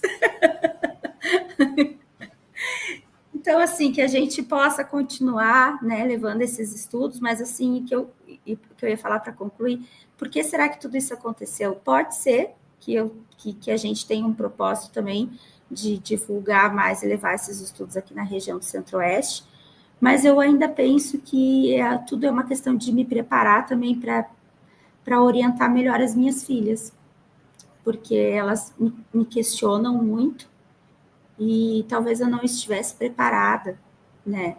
Não que eu esteja agora, mas pelo menos eu estou um pouquinho mais aberta, sabe? Para essas coisas assim, que para muitos é um papo de maluco, hoje para mim não é mais um papo de maluco, né? Entende? Então, assim, eu precisava desse choque, de cair de paraquedas nisso, talvez, para eu me preparar como mãe e conseguir orientá-las, apoiá-las, né? Oh! Mas é isso, gente. Só mais uma coisinha. Adilson, vamos marcar a nossa live parte 2 sobre mensagem Talmo, que já tem bastante gente cobrando, viu? O povo adorou a live. Vamos fazer, tá? E agora vamos falar mais um pouquinho aí para a gente... fiquem à vontade aí, pessoas. Você sabe que nessa primeira parte da live, da mensagem Talmo, eu até comentei com vocês, em off, né? Eu me senti, sabe quando parece que alguém estava abrindo assim a sua cabeça, assim? Eu me sinto, quando você se sente assim, meio como se fosse invadido, né? Foi como eu me senti. Então, vai ser legal a gente terminar essa live, porque até hoje, como eu falei, né? Lá no Flávio Vale, não terminei. Com 3 horas e meia não deu para terminar, não conseguimos terminar. E você vê que é um assunto que, para muitas pessoas, ele é... isso é bobagem. Não, não é bobagem. Tem coisas aí, tem coisas tão complicadas aí, que nem o Rogério, ele abriu vamos dizer assim, ele puxou só uma pontinha do pano, tá? Ele só puxou uma pontinha do pano. Então, tem bastante coisa ainda para ele falar. Espero que ele consiga, pelo menos num livro, né, que ele vai produzir, colocar alguns detalhes que nos despertem a perguntar ainda mais. Tá? Mas, no geral, o nome Estagiários do Caos, agora o pessoal sabe, né, vendo o vídeo lá, vai entender o porquê que a gente chama Estagiários do Caos. E aqui a gente tem um caminho bastante grande pela frente ainda. Bastante grande. A gente sabe que muito pouca coisa é por acaso. Muito pouca coisa na nossa vida é por acaso. Tá dentro do âmbito probabilístico. A maior parte não tem nada a ver com acaso, né? E isso a gente está começando a aprender a observar, né? E se a gente se reuniu lá, aquele dia lá no grupo da turma do IEA, e alguém, dois alguéns na época, vamos montar, vamos fazer, né? Mas é isso, vocês podem reparar que aquilo que você está construindo, que vocês estão construindo, que cada um de vocês está construindo, ela tem tem significado. E o significado é aquilo que Rogério sempre fala, ele nunca vai cobrar ninguém de fazer qualquer coisa que seja. Ele nunca vai pedir para alguém fazer, sabe? E só o que a gente tem que saber é o seguinte, que aquilo que nós estamos fazendo, nós estamos fazendo por nossa conta e risco. Entendeu? Nós estamos olhando para o abismo. Em contrapartida, o abismo vai olhar para a gente, né? E a gente tem que ter ciência disso, que nem tudo é fácil, nem tudo é simples, as coisas elas não caem do céu, nós vimos aí, a única coisa que caiu do céu foi assim uma vaquinha maravilhosa, né? Foi fantástico eu ver o pessoal se mobilizando. É difícil você ver isso. É difícil Foi. você ver isso. E tão rapidinho, né? Foi em um dia, em algumas horas. Algumas horas. Né? E isso foi fantástico, fantástico. Não dá para abraçar todo mundo, né? Uma coisa que eu queria completar nisso que você está dizendo, Adilson, é que os nossos trabalhos, eles se completam. O que é feito no canal Estagiários do Caos, o que é feito no Olhos de Ver, o que eu vou fazer no Coisas da Vida, de alguma forma está tudo interconectado, né? Eu aprendo muito com os seus vídeos e isso acaba sendo, às vezes, uma fonte de inspiração para eu poder fazer alguma coisa. Eu fiz uma lista de temas que eu quero gravar. Só para amanhã tem 6 vídeos para fazer. E se eu contar a lista que eu fiz, dá mais de 100 temas já para poder produzir vídeos. E a grande maioria ou está inspirado nas palestras do Rogério, ou lá do Orban, que eu acesso, onde eu estudo, ou está inspirado em conversas que a gente teve no grupo, está inspirado em textos que o Adilson fez e mandou para a gente, está inspirado em conversas que eu tive com o Adilson. E aí uma coisa que eu queria também, né, aproveitar para falar é da importância do acolhimento das pessoas que chegam na revelação cósmica. Eu me aprofundei na revelação cósmica porque eu achei o Adilson com paciência suficiente, com disponibilidade suficiente para achar tempo para acolher as minhas dúvidas, acolher as minhas perguntas, acolher as minhas inquietações, porque quando a gente está no início da revelação cósmica, a gente toma muito susto, e esses sustos causam muitos choques de realidade, e esses choques de realidade causam muitas angústias e muitas dúvidas e muitas situações que a gente sente necessidade de ter com quem compartilhar, com quem conversar. E quando a gente acha uma pessoa que já está à frente nos estudos, com essa disponibilidade, isso é o fator diferencial. Eu já comentei isso com vocês antes. É o fator diferencial que faz a gente se sentir acolhido, a gente se sentir pertencendo a esse grupo novo que a gente está achando, né? E se envolvendo na vida. E esse acolhimento, para mim, feito pelo Adilson, foi crucial, foi essencial para que eu me sentisse à vontade para aprofundar nas coisas, porque era como se fosse um porto seguro. Eu sabia que a hora que as coisas ficassem muito difíceis de digerir sozinha, eu teria uma pessoa de referência com quem fazer essas trocas. Então, assim, quero aproveitar para deixar o meu agradecimento, porque em 2 momentos da minha vida você está sendo uma alma crucial e essencial. Quando eu cheguei na revelação cósmica, pelo acolhimento, pela atenção, pelo carinho, pelo respeito que você teve comigo, e agora, de novo, você me presenteando com uma ferramenta que vai ser uma virada de chave na minha vida. Então, te agradeço imensamente por você ser a pessoa que você é e por eu ter tido a honra, o prazer de cruzar seu caminho. Não saio dele nunca mais.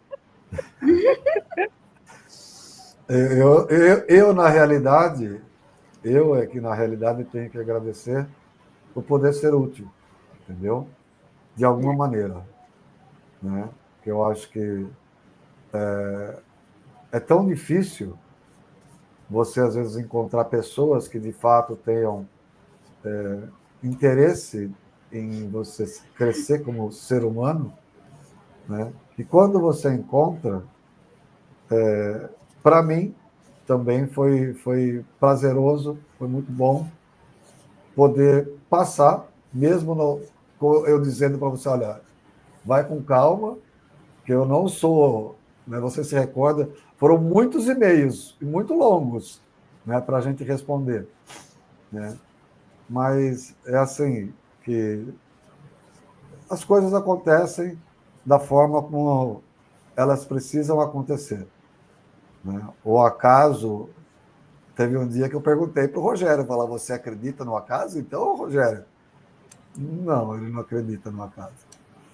Não da maneira como a maior parte das pessoas acreditam, né? Que é você pegar um dado e a coisa é um pouco mais complexa. Tá bom?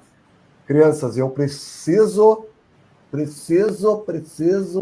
dar um beijo em vocês, que às 4h30 tem que pular da cama.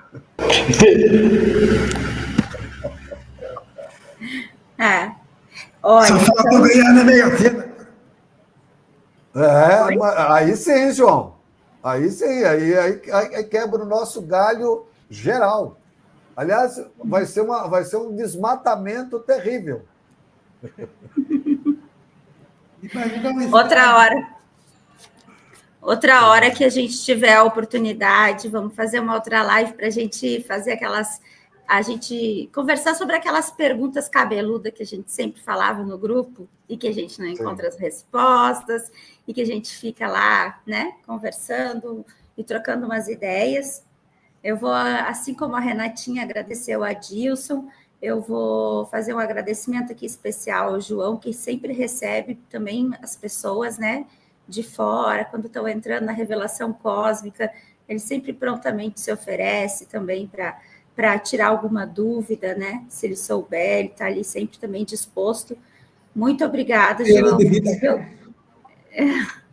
E eu quero dizer também que eu também me sinto muito honrada em poder fazer parte desse projeto junto com o Adilson, porque nunca pensei, né? Porque o Adilson, assim, nossa, para mim é, né, um escritor, né? Uns artigos assim tão importantes. E eu penso assim, nossa, hoje eu poder ajudar, para mim é uma aula, né? Porque eu sempre falei isso.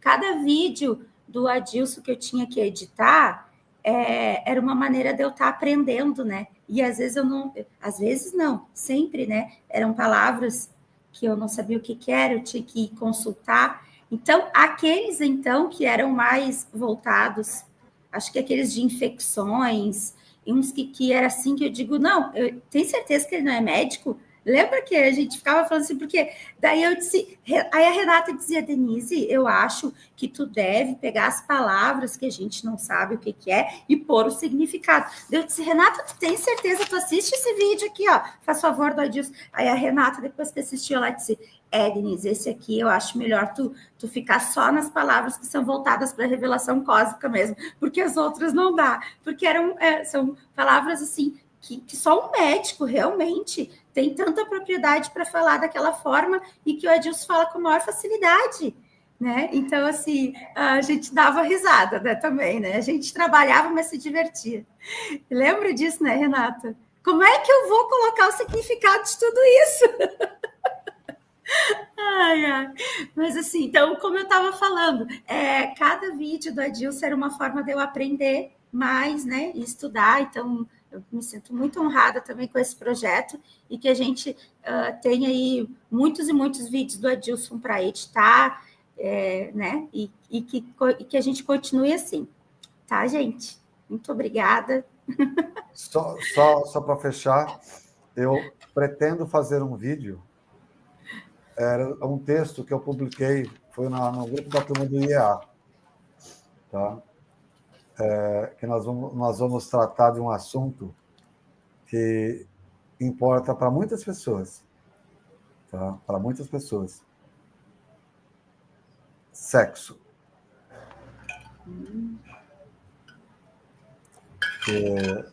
Quando a gente fala essa palavra, tem gente que até se arrepia, mas não é esse o sentido. É o que isso significou e o que isso significa na nossa vida em termos de produção de nova genética. O porquê que isso acontece? É que a maior parte das pessoas não olham a questão do desejo, da vontade, ou do porquê essa coisa acontece, né? Quando você começa a olhar para esse lado, por esse outro lado, você vai ver que a coisa é complicadíssima. E segundo Então, algumas palestras assim que a gente vê do Jean Valjean falar, a tendência é que as próximas gerações, né, vão cada vez diminuindo, né, essa vontade de fazer sexo.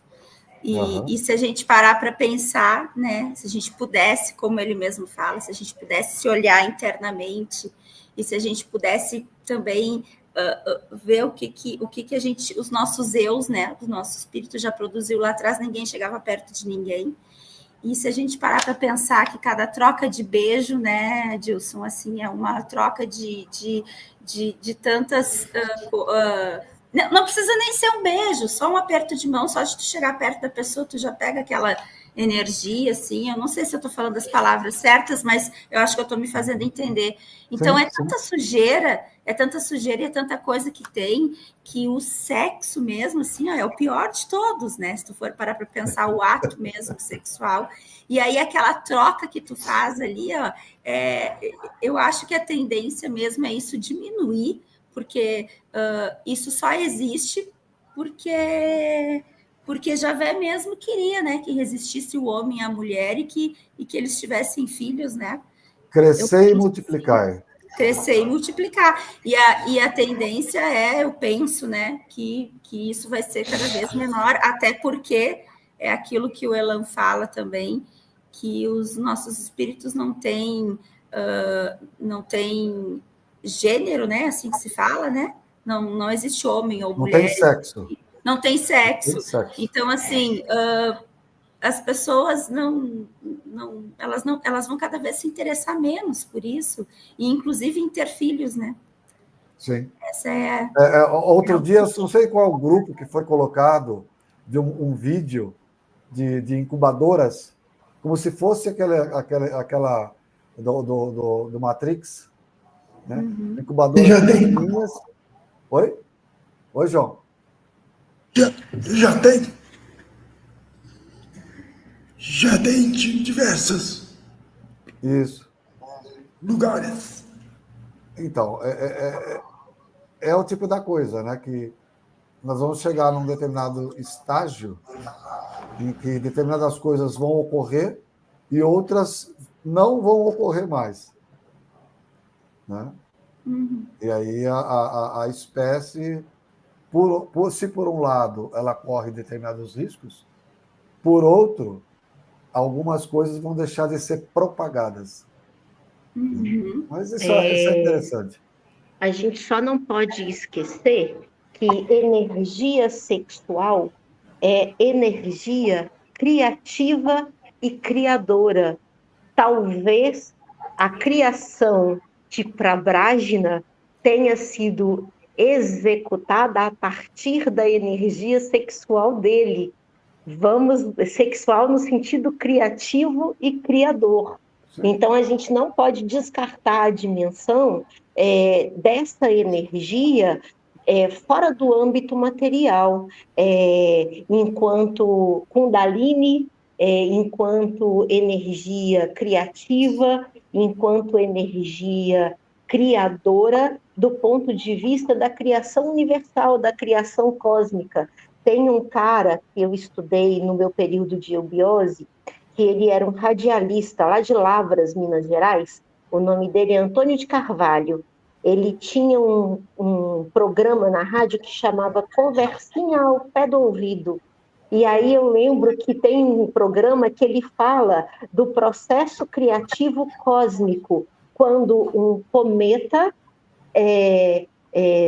fecunda cosmicamente um gameta e gera um planeta. Eu achei muito interessante essa associação que ele fez com a biologia física e fundamentado nos estudos de Hermes Trismegisto, Caibalion, que fala que tudo que está acima é como o que está abaixo. E aí ele fez uma associação de que o processo de fecundação que gera a vida física, biológica, acontece também no cosmos, na geração de planetas, na geração de universos. Então, a gente precisa lembrar que essa energia, ela não tem que ser rechaçada, ela não tem que ser excluída da existência. Talvez ela precise ser reeducada e sublimada. Ressignificada. Uhum. Mostra, João, tu queria mostrar aí o canal da Renata? Consegue mostrar?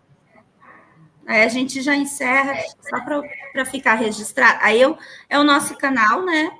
Estagiários do Caos. Agora o canal do Adilson, Olhos de Ver, Ouvidos de Ouvir. E o canal da Renatinha. O João já vai colocar aí para nós. Aí. Coisas da vida. Coisas da vida. É isso aí. Vamos filosofar. Então tá, já gente.